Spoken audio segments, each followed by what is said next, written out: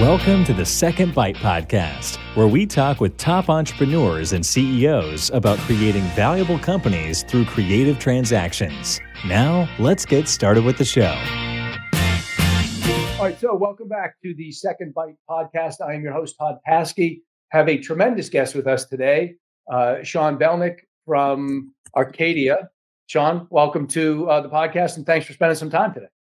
Thanks, Todd. Great to be here. Glad to spend some time with you. Hey, I'll tell you, the reason people really like this podcast is because we get to talk to entrepreneurs that have done really remarkable things in their career that in many cases people just never heard of. You're out of the Atlanta area. I think you're fairly well known in the Atlanta area. Your story is tremendous. So I want to jump right into that. But just before I do, I do want to say thanks to our sponsor, which is Trivest. Trivest is a private equity group out of Miami. They're specifically focused on founders and family-owned businesses, which I know you came from, Sean. We'll talk about that. Trivest is great. They've been around for 40 years. They're always on the list of entrepreneur-friendly, family-friendly firms. They've done over 300 transactions over the past 40 years. They invest out of 3 different funds. We actually had one of their fund managers on a podcast episode. So I would encourage anyone that wants to learn a little bit more about Trivest to search that in our history or in our library.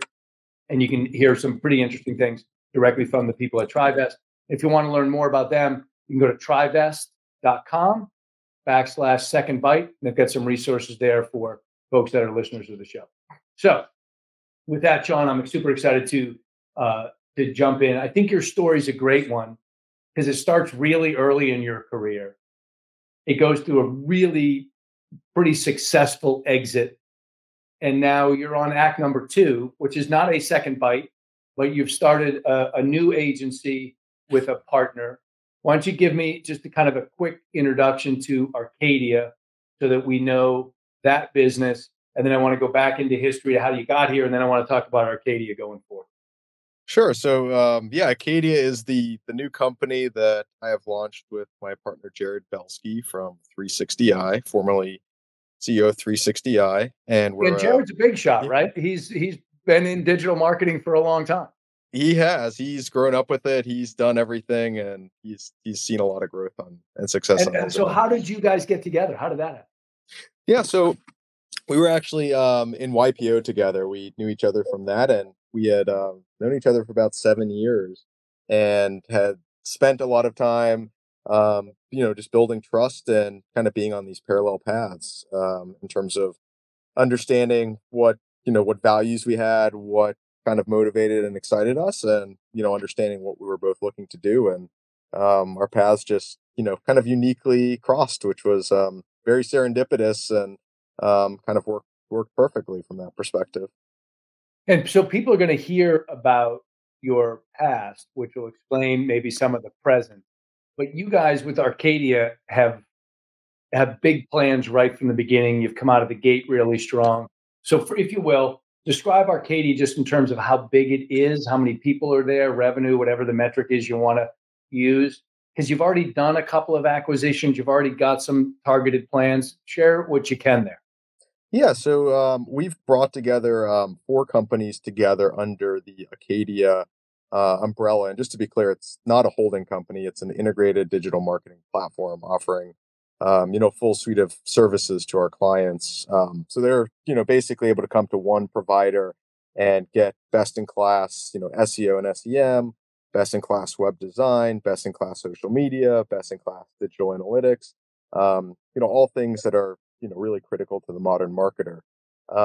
We're probably about 60 to 70 employees right now and about 15 million in revenue from what we've brought together, but we're continuing to, grow and add, grow through acquisition, but also we feel like we've gotten a really good, base and foundation so far, and, have a lot of, natural growth and momentum that we're working on now as well.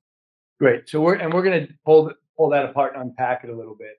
But I think your history is really exciting. So I'd like to just tell that story because it starts with Pokemon when you're a kid and ends with you doing a really big transaction selling BizChair. So give me the quick story on Pokemon, and then tell me about how BizChair got started and what teenager starts selling office equipment as their lifelong passion. How did that happen? Yeah, so the Pokemon story is kind of where things all started.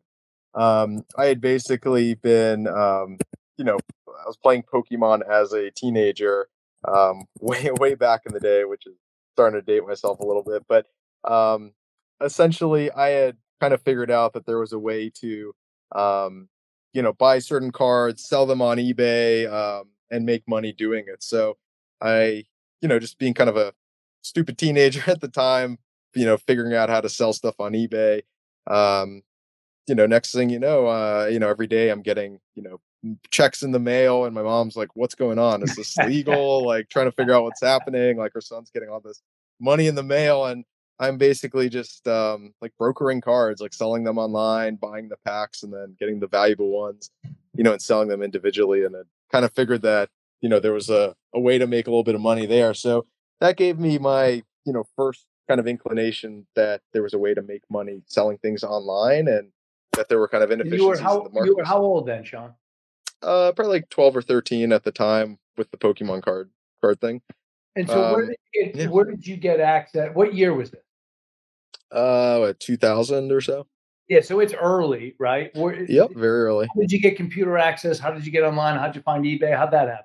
Yeah, my mom got me a computer when I was 10 as like a birthday present, and I was always kind of like drawn to technology and drawn to computers, and very thankful that I didn't grow up wealthy by any means. My mom, she was a single mother, and she, we had some friends who had a computer, and I'd go over to their house and play on it, and she just saw how much I loved it, so she worked really hard to make that dream a reality for me. And and then my stepdad also in my life was a very important part.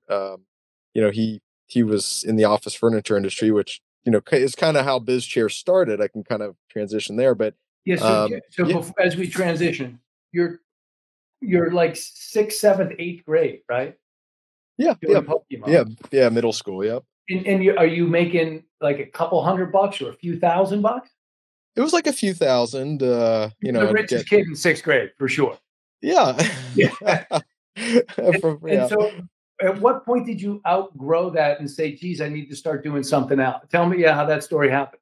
Yeah, it wasn't as linear as that. It was more a hobby selling them on eBay, and made a little bit of money. And then I would help my stepdad. Like I started learning HTML and reading blogs and trying to design websites. And I made like a South Park website as a middle schooler, and just playing around on the internet and learning it out and figuring it out, and breaking stuff. And I've like made a website for my uncle. He had a moving company, just really basic stuff, which kind of, and then I'd spend a lot of time with my stepdad, Gary, who, I made a website for his, office furniture. He was a representative. And so I would help him with like spreadsheets and databases and just all stuff. Like I was really good at figuring stuff out. So I wasn't super creative, but if you gave me something, I could take it apart and figure it out. And really just self-learned, self-taught, and just a lot of curiosity in terms of trying to figure stuff out from that perspective. And so you're that kid and you're just around office furniture. Yeah. So take me from there. Yeah, so I would spend like so he was a sales rep. So he would basically like drive around, visit office furniture dealers, show them the catalog, talk to them. And then basically, he would be on the road for like a week, and then he'd come back and he was just sitting at his office, and he'd get faxes of orders, from the dealers. And he's sitting there, and he'd take literally a paper that was faxed from him, and he would just type it up on his computer and then fax it to the factory. And I'm like, I'm just looking at this. I'm like, so you're just here, like, turning paper and faxing. And the idea kind of came was like, well, why can't I sell your furniture online? Like these dealers are just ordering stuff just in time. They're not taking, they don't have any inventory. All right. And so he's like, yeah, sure, try it. So that's kind of where BizChair was born. I cobbled together a little website. I, took like 50 chairs and desks and put them online, and then took some of the money I made from, mowing lawns and, Pokemon and started advertising it back on GoTo, which was, kind of Jeez. I'm really, Yeah. really dating myself there, right? Wow, you sure are. So let me ask you Yeah, this. So you're how old now when you launched BizChair? 14 when we launched it. So at 14, are you in business with your stepdad or they're going to do your own thing and you just set this up and he didn't really think much of it? Yeah, it was, he was definitely like the furniture guy and he was kind of guiding me, but no one really knew what it would become. It was more, yeah, he's like helping out his stepson. I'm like, and we were really close as well and still are, but he was just kind of helping me with it. And I'm like, he's like, all right, go for it. See if it works. So did Type you thing. know I got to set up a company and I'm going to register the name and obviously got to get the URL? Did you do all that stuff? Yeah, probably in a slightly reversed order. So we, started the website, got orders, and then you were like, "Hey, we got to incorporate this," and it kind of happened after the fact. But and it was just like stuff I had no clue what I was doing with like a merchant account and credit card processing, and I'm Right. like testing it on my parents' credit card. Like, can I charge in credit and refund, and how does that all work? So there was just a ton of trial and error, and just a lot of reading online, reading on forums, posting on forums. Um, the internet's an amazing resource where you can just learn anything. So that's where it all started. So you started BizChair. You're 14 years old. You're in high school. You're a freshman in high school. And so take me through the evolution of that. And when did you or an adult realize, holy shit, Sean's really doing something here? There's a business. Yeah, honestly, it was the first week. It kind of just like right out of the gate. I think our first day we sold like $4,000 or $5,000 of furniture online, which was Wow. like it was just like mind boggling. Like I think we spent like $100 advertising, and like real people ordered real furniture sight unseen from the internet, and it God. was like, holy cow, like this actually could be something. And it very quickly took off, and it was just I find myself just very thankful to be in that position. And it's I think oftentimes when you start something you don't really know when that aha moment's going to be, and this was just it was, it took kind of the idea, but it was also kind of like right place, right time. My stepdad kind of was the in the industry. It was early on, so you could sell stuff. Not a lot of people were doing it. And then I got really lucky just in terms of being able to drop ship products. So I didn't have any inventory. I'd get paid up front, and then I would order it from the factory. The factory would ship it to the customer. It was kind of this just, perfect, combination of events and circumstances that led it to be launchable versus like, me setting a flag and saying, I'm going to go start a business. I'm going to go try Right. to build something. It was just kind of more serendipitous. So are you doing your own financials? Are you able to keep up with all this stuff? At what point did you actually hire an adult or an employee to start to grow it and turn it into a company? Yeah, so financials were literally just a spreadsheet of, each customer's order. Here's what it cost. Here's what the shipping was. Here's what the sale price was, and here's what the profit. So it was very rudimentary, and I think we ended up. I mean, Gary, my stepdad, he saw it's kind of taking off, and he was definitely helping. My mom was helping, to answer the phones while I was at school. It was just kind of like a little family affair. But I think we hired our first employee, probably within like 3 or 4 months, just someone to help answer the phone, and it just kind of took off and really just built organically. And what was that like when you hired the first employee? Was it a big thing or you were just focused on so much it wasn't an issue?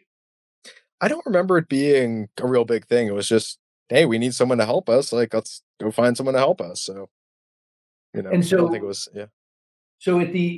now you're in business. The next year, where did sales go to? Do you remember when you hit $1 million in sales? Do you remember some of those big targets that you eclipsed? I don't remember year by year. I know we definitely hit a million our first full year in sales. And I think so 2011 we started, or sorry, 2001 we started. I think 2002 we probably did like 2 or 3 million in sales overall. Um, I'm sure I got some old tax returns I can go find and But you're find it. profitable too, right? You're making money. Yeah, it was, because there was really no cost and overhead, right? Like I created the website, I was maintaining it. We had one employee. We were able to, back in the day, you could make really good margins because there wasn't a lot of competition, especially in, the furniture industry online. It wasn't like, Amazon and books or some more obvious stuff. It was, this old industry that just had been behind. And yeah, and we were just, our real cost was just advertising, and we knew we'd make money selling items, and, every sale was profitable basically. So yeah, Yeah. it was profitable from day one. At that point, if you remember, did you think I'm going to build this to a certain number and then I'm going to sell it and be rich? Or did you think, wow, I can make so much money from this, I'm just going to keep growing? No, there was never any, planning from that. It was more just like something I did. It made money. It was fun, and just kept growing it and trying to keep learning more and try to stay ahead of the curve and find ways to grow it, which was fun and exciting. But there was never I want to build this to X size, X scale, and sell it and cash out. Um, I never knew what it would become or how big it would become ultimately, but it was more, hey, we're making like, some good money on the side here. This is a fun thing. And, you know, it's nice to make money, but it's not like Yeah. life-changing money at that point. So then, in what year did BizChair sell? 2017. So that's a 15-year run, right? It's a great run. Yeah. So take me to like 2015 or 16. How big was the company prior to transaction? We were probably doing about 250 million in sales a year. Is how big we got. We had I think 500 employees at the time. We had warehouses in Atlanta, Memphis, Reno, just under 2 million square feet of distribution space. Um, you know, Supplying Amazon, Wayfair, Target, Staples. From a wholesale perspective, and then dealing with thousands of individual customers, on the retail side, the DTC side of the business. So how does that happen, right? So because oftentimes, one of the things entrepreneurs are oftentimes faced with is, wow, look what I did. And I've built a company doing $10 million in revenue. I don't know how to build a $200 million company, right? So I got to go hire somebody. You also went to college along the way. You did a whole bunch. So take me through the inflection points of that business. And did you own 100% of the business still? Yeah, we owned 100%. The first time we sold was in 2017. We sold to a private equity firm. But Right. in terms of growing the business, I think it was really just trying to figure out what we were really good at and trying to figure out where the trends were going and trying to anticipate them as best as we can. So a great example is when we first started, it was solely selling via drop ship. Where we had no inventory, no warehouse space. We didn't have our own brand or anything. But again, if a 14-year-old could start selling online, right? Anyone could. Todd could start a furniture company and start selling stuff online too. So, right, so I got a head start from that perspective. But then also, as it got more competitive and more people started coming online and selling it, and that drove down margins. We made less money, and you have to spend more to advertise, right? And you continually, you see you fast forward a few years, more people are selling, advertising costs are going up, you're going to get squeezed. It's going to go down to zero eventually. It's just an efficient market at the end of the day. So that was something that we had, kind of seen. And this was kind of seizing on an opportunity. It wasn't the plan when we started. It was, working with one of our suppliers who was drop shipping. They gave us an opportunity to, they were trying to grow their business, and they said, hey, do you want to buy a container of product? And a container's like, 600 chairs on it, like $30,000, like, big numbers at the time for us, like, real risk having to store it somewhere, but we were selling 100 of them a week or something. So we're like, that makes sense. We'll make more margin. We'll be able to ship the product ourselves. We know we're going to sell it. It was our most popular item. And that's really what got us into the business of, stocking product. And again, that just allows us to capture more of the value chain and have a competitive edge where, I don't know, if our margin had gone down to 20%, by owning the product, we're back up to like 40%, right? So we have a real edge on everyone else because no independent person was really stocking their own inventory online. And again, that was unexpected from the perspective of we didn't plan to do that. It just we had the challenge of lower margins, higher advertising costs, and then this opportunity that would solve one of those issues and give us an advantage. And at the end of the day, the internet is extremely price sensitive. So being able to save another 20 points on margin allowed us to get that real competitive edge, be best in class price, and provide best in class service. And that was something that, again, we like went down that rabbit hole of, let's bring in more product, let's open up a warehouse. And we used a third party to do the warehouse. And a lot of this stuff just really evolved. And as we saw, we were just really leaning in on that, stocking product business model, and we're able to grow from that. And, ultimately that became, and then this was kind of the other part was, hey, we're selling all this product to ourselves, but we have all this product in our warehouse. How can we find other ways to sell this product? And so that's where we started our wholesale division, where instead of selling to end users for their use, it was, hey, we already have all these chairs in stock. We can sell them to an office furniture dealer or other online retailers to just give more people an ability. And again, we would kind of like undercut the other wholesalers because it was just incremental business to us.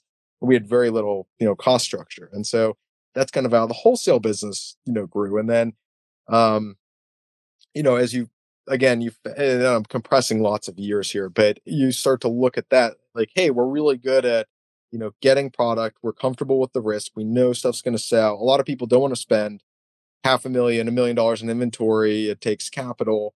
And again, like I didn't have this fancy lifestyle. I wasn't pulling a bunch of money out of the business. It was let's reinvest the money in the business and, go buy more inventory so you can sell more and make more. And that's really where we, honestly, we kind of pulled back on the direct to consumer, through BizChair, and we leaned in on the wholesale because the direct to consumer was getting, again, continuing to get more competitive. You had bigger retailers like a Wayfair, for example, coming in, Amazon coming in, just making it more competitive, lower pricing. We couldn't, build I guess like the amount of money to build the website and stay competitive with them was just getting really big. And we're like, hey, we're doing really well in the wholesale. Let's just lean in on that and go sell product that we know we can sell and stock.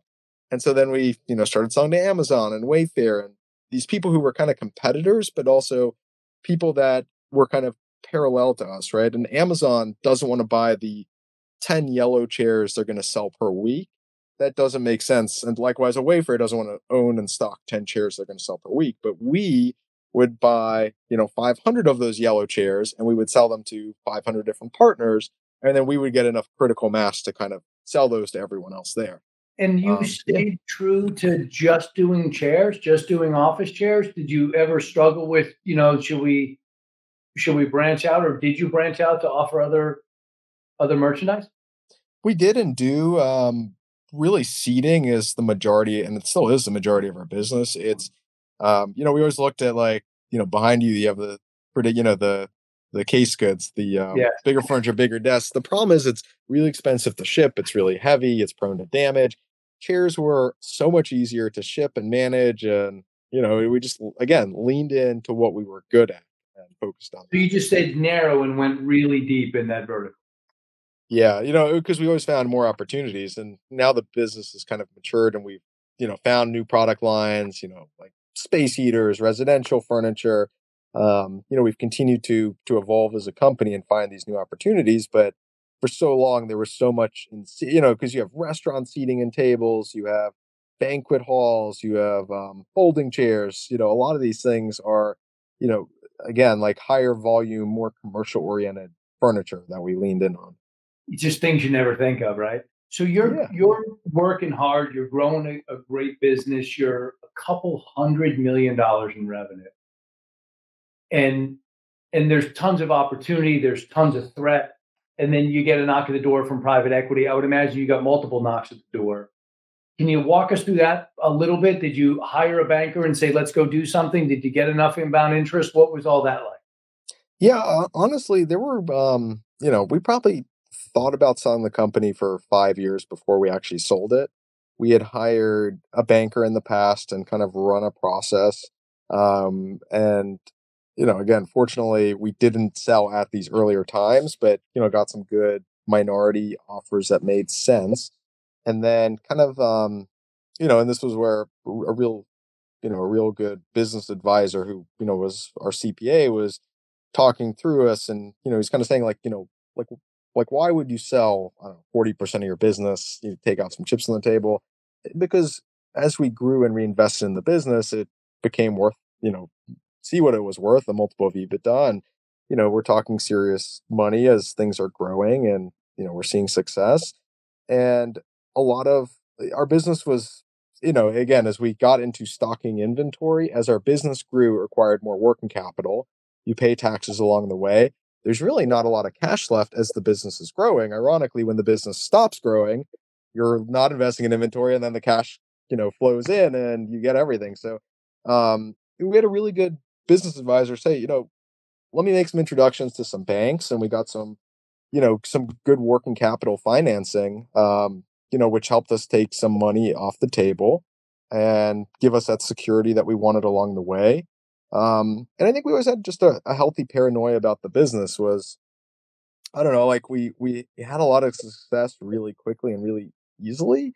And we always just felt like, I don't know, like around the corner, like someone's going to come around and take this away, or this could fall apart. And I think that just kind of kept us on our toes. So, so we did a process, we didn't sell, we, continued growing the business. And then it really just got to a size and scale and, opportunity where we were, you know, to continue investing in it and growing it was going to require that much more capital. And, honestly, it was, a good 15-year run. And, some of the challenges on a day-to-day basis were just kind of getting a little bit tiresome on our end. So we, went to process and, hired an investment banker, got several offers, and found a really good partner that we felt was the best fit with us. And it wasn't, candidly, it wasn't the highest offer, but we felt it was the best partner for the business. In terms of, their vision, their understanding of the business, talking to, other investments that they had made. And, just a really, business centric, I guess like founder centric, private equity firm that. And so this really was good. 2017, 2018. 2017. And so they bought a majority of the company? Yes. Yep.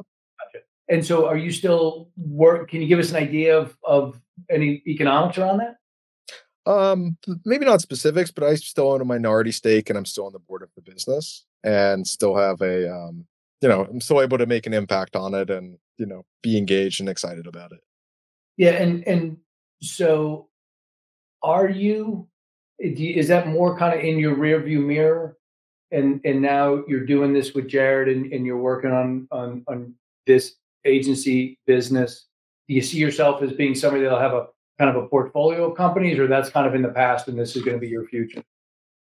Or past in the future. I kind of went through I don't know, kind of a walkabout trying to figure out what that next stage looks like. So, I had a 2-year employment contract. I fulfilled that. And then it was really just, hey, let me go find something new to do. And I thought, investing in startups and, venture capital was really cool and exciting. And I started doing it. I'm like, this really isn't, as engaging or as exciting as I thought. It's kind of hard. It's, you're not, I realized I was more of a business operator versus let me create this portfolio that I just look at and talk to, the businesses. Just, it wasn't me. And, I kind of went through that process, and that's kind of where I connected with Jared. And, we kind of went down one path and, kind of working together. And, the first thing we kind of went down didn't really work out. As we were kind of, not that we tried something, it was more of an exploratory phase. It didn't work out. And then we realized we really enjoyed working together. And, that's kind of where the idea for Arcadia came. So give me a little bit of wisdom on selling BizChair. You had a few offers for the business. You didn't pick the highest offer at the time. What about the private equity group made you decide this is going to be a good partner for us? And how did that influence how much equity you rolled and kept in the company ownership? And if you can tell us who the private equity group is, that's great too. Sure. Yeah. It's Sterling Investment Partners out of Connecticut. And honestly, it was a very long, drawn out process. It's not like, hey, hire an investment banker and, a month later you have a check in your bank account. It was a very long process. It was a lot of work. It was a bit of a, honestly, it was a distraction just having to manage that as well as manage and grow the business as well. But yeah, we spent, many months with them, and, we met a lot of partners and a lot of people, and then you really just get a gut feeling. But, And what in about terms of, Sterling did you like compared to the others?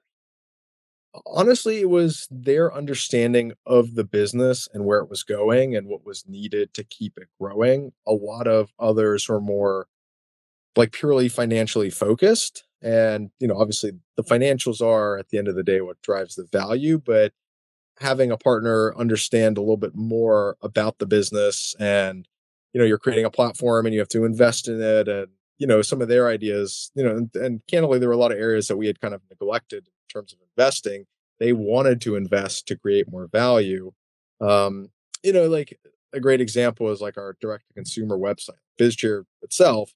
We always kind of thought of that as a hotel in a way, right? You have a hotel was 15 years old and had been built, but it was really dated, and, we hadn't like redone the carpets and the hallways, and, it had the old furniture, and, like there had been some, I don't know, like some, I don't know, like some new drapery put in, but it definitely needed a good renovation. And we were always, it was never the focus. The wholesale side had taken off, so, and it become so much bigger.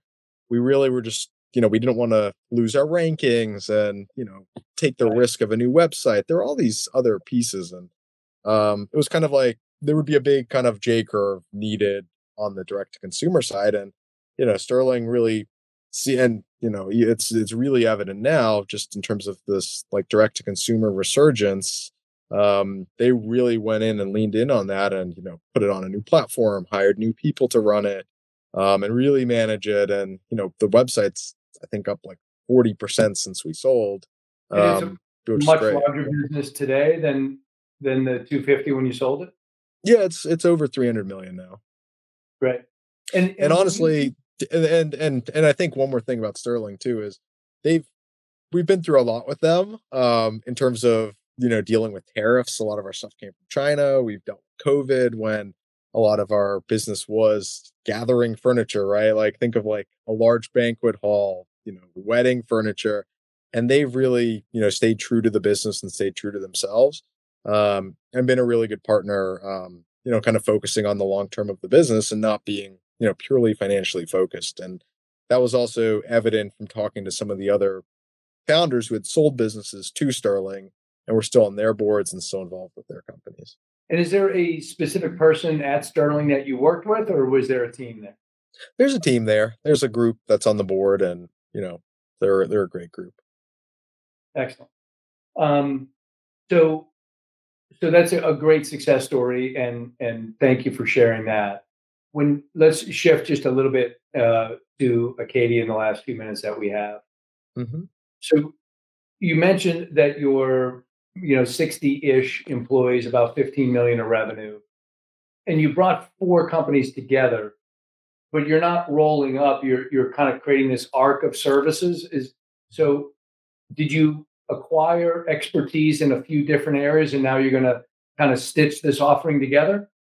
Yeah. So the way we think of it is we are building a house. We have a really good foundation, and we've got a lot of really good pieces we're bringing together, but it is a full suite of services for the modern CMO to be successful without having to go to a, big, large, full scale, expensive agency. And one It's, of the things we talk about a lot, Sean, on this podcast is the notion that somebody that's built a good business to a certain level, the next opportunity for them is obviously an important choice, but the opportunity to get on board with a couple of entrepreneurs like you and Jared is let's call it a somewhat rare opportunity from that Mhm. standpoint.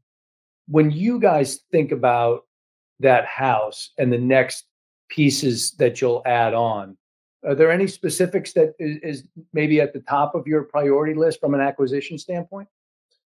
Yeah, we've been very busy, and candidly, we've gotten the pieces together for now, and we're kind of taking a pause for a little bit. To um, integrate.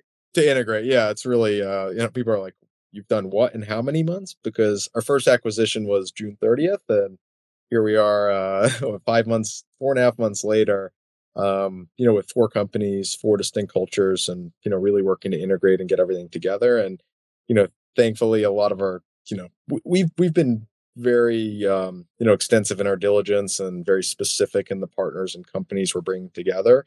We've really brought together an amazing team and have a great can-do attitude amongst all the people, and have really gotten a lot of cohesion. But at the same time, there's a lot to focus on, a lot to do internally, and we're really just drinking from a fire hose a lot of the time, kind of bringing everything together. But we've got great employees and great partners that are all really motivated and excited with what we're building. And, that I think that just speaks to, kind of the thesis in the marketplace. A lot of these companies had, been really successful with their very specific, services that they were offering, and then really struggled with some of the growth in terms of offering additional services or having partners that they were referring to. And now we've really got more services, and we're seeing great pin action between the companies, and the sales teams working together and co-pitching and winning more business because we can offer more services at the end of the day, and offer best in class opportunities as well. And so you shared some wisdom as a seller. Share as a buyer. You've done 4 acquisitions. You've been involved from both sides of a transaction. As you guys look forward in terms of your future acquisitions, some of it's going to be capability. What else do you think you've kind of identified as one of the most important things that will create a successful addition to what you guys are working on now? Yeah, it's really comes. I mean, it's a service business, so it comes down to the people, and making sure that the people that we're getting, are really dedicated to their craft and their business, and really, kind of, want to put ego aside and want to be part of something bigger and successful. So it's and we're also trying to avoid overlap between services. One thing that we've seen, right, the agency space is kind of notorious for roll ups and bringing companies together, and then you have conflicting services. You create a lot of tension, almost on purpose, and we're being very purposeful about not creating that tension, and being very specific about the people and the companies and the capabilities, and making sure the right culture is there as well, because they're at the end of the day, it's about the people, and if you don't have the people, then you have a lot of other issues you're worrying about. And to learn more about Acadia, the best way I think I would imagine to do that is through the website, correct? Yeah, we're at acadia.io. So in Acadia, let's just make sure we're spelling that correct. Yep, it's ACADIA. Acadia. Gotcha. .io. Yep. Excellent. This has been a great episode. I end most of our episodes with a question, so I'll do the same with you. You've been, super successful in your business life. I know in your family life you've been equally successful, which is a great accomplishment. Is there anything that you could pass along that has really made a kind of a lasting impact on you? If it's been a book that you've read, an experience that you've had, a mentor that you learned from, that you can kind of point to and say, this really helped me out at an important time? Yeah, I'm not a big I read a lot of articles and things. I'm not a super big book reader, like business books and the like, but I think just really, one thing that's always guided me and always proved, really successful with me is just sticking to the basics and your core competencies and just doing it well. It's very rare that, like someone goes into a room and, locks himself in there and then like comes out like, voila, I've created this new website, technology, something. It's very often, seeing what's out there and just trying to do things better. Like there's so many people who just make bad business decisions or try to do short-term motivated things, when the recipe for success is just taking care of your clients, taking care of your employees, staying true to yourself, and really, not cutting corners at the end of the day. And, that's feels like it's like 85 or 90% of the way to be successful, whether it's, it's like a restaurant, right? Like it's, lots of people can cook, but it's like, just use really good, fresh quality ingredients. And that's like 90% of the battle to do that. And so many restaurants, use microwaves and, canned food and stuff. Right. And, I kind of look at business like that is, you're not going to catch every last dollar, but being more long-term focused and focusing, on your consumer at the end of the day gets you so much of the way there versus feeling like this pressure to create some like magical thing that's going to revolutionize the world. So much with business is just incremental change and, evolution versus revolution. Yeah. And I think you are a great example of being really, really good in a relatively narrow niche and having that be extremely valuable because you create good value for clients and because you create a lasting legacy and because you get a good place for people to work and all those kind of things. So the story in and of itself, your body of work is inspiring and informative. And it was great that you would spend the time that you did today to reach out and do that. The Acadia website, how to get information on you, the link to your LinkedIn, all those things are all in the episode notes. So anybody watching can go to secondbitepodcast.com and get the data that you need there. You can go to trivest.com/secondbite to get some information on Trivest and some of the things that they'll provide as resources. Sean, it was great to have you on. I appreciate you being a guest and sharing as much as you did. Thanks, Todd. Great to be here, and hopefully this was helpful. Thanks for listening to the Second Bite Podcast. We'll see you again next time, and be sure to click subscribe to get future episodes.